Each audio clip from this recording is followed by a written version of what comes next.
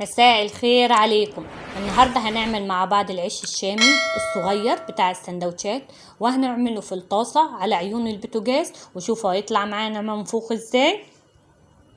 والعيش كله قابب وخطير جدا، ومن غير بوتاجاز على عين البوتاجاز في الطاسة بدون فرن، وسهل وسريع جدا ان انت تعمليه. وهنعمل بنص كيلو دقيق، هيطلع معانا كمية كبيرة جدا. شوفوا قد ايه، كل ده بنص كيلو من الدقيق، لان العيش صغير جدا فبيطلع معانا كمية كويسة جدا. اتمنى بقى تحط لي لايك للفيديو، واللي لسه ما اشتركش معايا في القناة يشترك ويفعل الجرس على الكل عشان ينزله كل فيديوهات الجديدة. شوفوا العيش جميل جدا.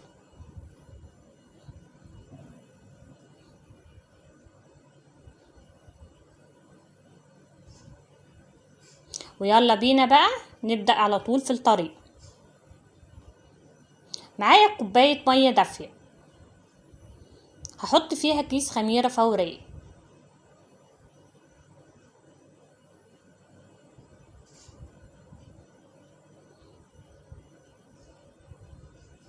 الكيس الخميرة فيه حوالي معلقة كبيرة، واحط عليها معلقة كبيرة من السكر وهدوبهم مع بعض.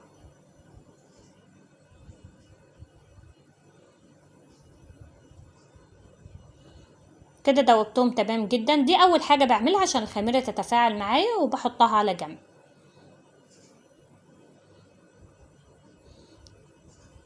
ومعايا كوباية من الحليب، سواء حابة تحطي حليب او مية فما فيش مشكلة، ممكن تستبدلي الحليب عادي بمية. بحط نص معلقة صغيرة، نص معلقة من الملح، وبقلبه.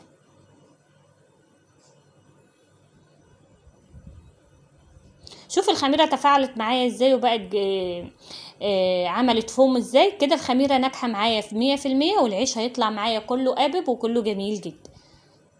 فأهم حاجة ان احنا بنختبر الخميرة في الأول.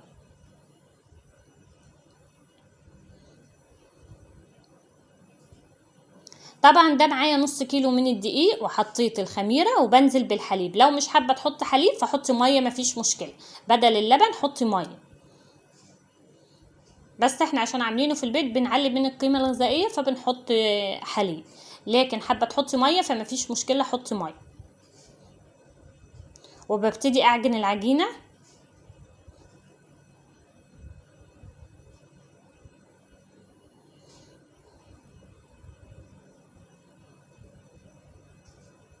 بعد ما عجنتها بالشكل ده كده لمت معايا وبقى قوامها ناعم جدا. وطبعا وانت بتعجني لو حسيت ان العجينه ناشفه شويه ومحتاجه شويه ميه ممكن تحطي لها، مفيش مشكله. ده القوام المناسب معاه.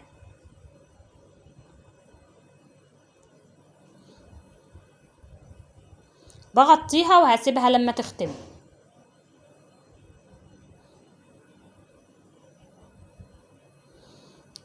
بعد ما اختبرت معايا بجيب صينيه ورشها من الدقيق، وابتدي اقطعها كور صغيره.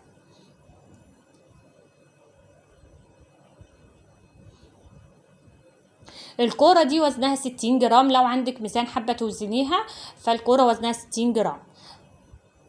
فبقطع كل العجينه بتاعتي كور صغيره بالشكل ده.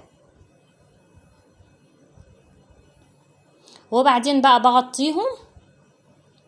دي الكمية كلها، شوفوا طلع معايا كمية كويسة جدا. بغطيهم واسيبهم شوية يستريحوا.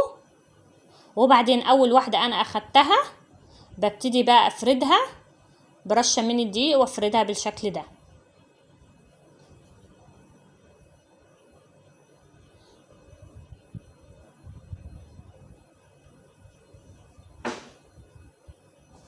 بعد ما بفردها بنفضها من الدقيق كده، لو فيها اي بواقي دقيق بنفضها منها. ده السمك بتاعها، ما بخليهاش تخينه قوي ولا رفيعه قوي، بحيث ان هي لو رفعتها قوي في الفرد مش هتقب معانا، ولو تخنتها قوي هتبقى تخينه قوي. فخلي ايديكي مظبوطه وتطلعيها مظبوط. فبتفردي بقى كده بنشابه بعود باي حاجه، المهم ان انت تفرديها كويس وسمكها يبقى مظبوط بالسمك اللي انا وريتهولك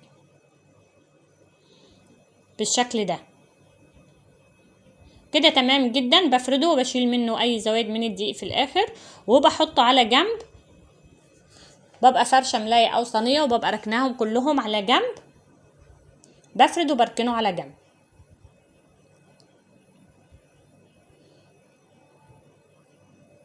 شوفوا انا كل الكميه اللي فردتها حطها على قماشه بيضه كبيره كده، وبعدين بقى بسيبها يعني حوالي ربع ساعه كده لما العجينه تستريح معايا. وبعدين باخد اول رغيف انا فردته وابتدي احطه في الطاسه بالشكل ده.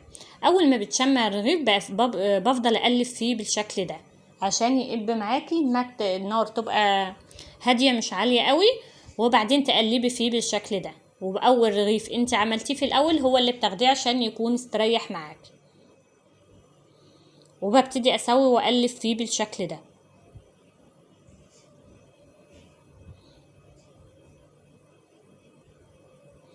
شوفوا الرغيف قابب وجميل جدا ازاي، وبتعمليه في الطاسه بدون فرن، وسهل وسريع جدا ان انت تحضري العيش بدل ما تشتريه من بره، غير ان انت بتعمليه نظيف وبيبقى جميل جدا. بحط واحده كمان، اول ما يبتدي يعمل معايا بالشكل ده بقلبه على طول.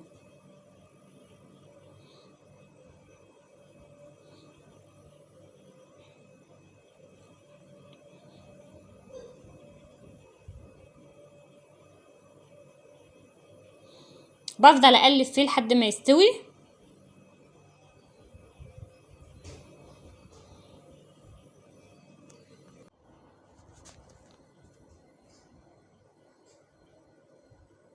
بفضل اقلب فيه لحد ما ياخد معايا اللون ده ويستوي معايا كويس، وبشيله على طول. وصدقوني العيش كله عملته مفيش ولا رغيف ما قبش معايا، كل العيش قب معايا بالشكل ده. بس نمشي على الخطوات مظبوطة وهيطلع معاكي جميل جدا، وهيطلع معاكي كمية كبيرة بالشكل ده من نص كيلو دقيق بدل ما تشتريه من بره.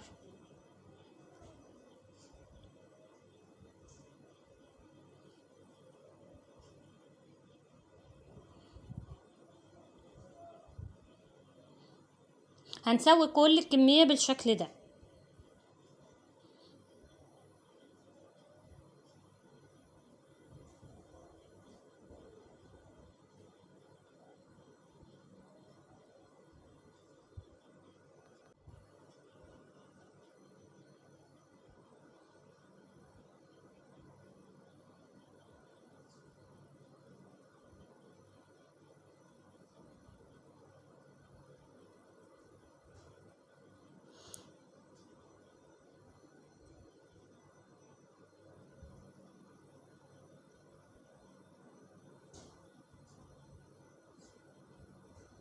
طبعا وبطلع رغيف رغيف وبحطه على فوطة كده ولا اي حاجة موجودة عندك، بنهويه كله بالشكل ده.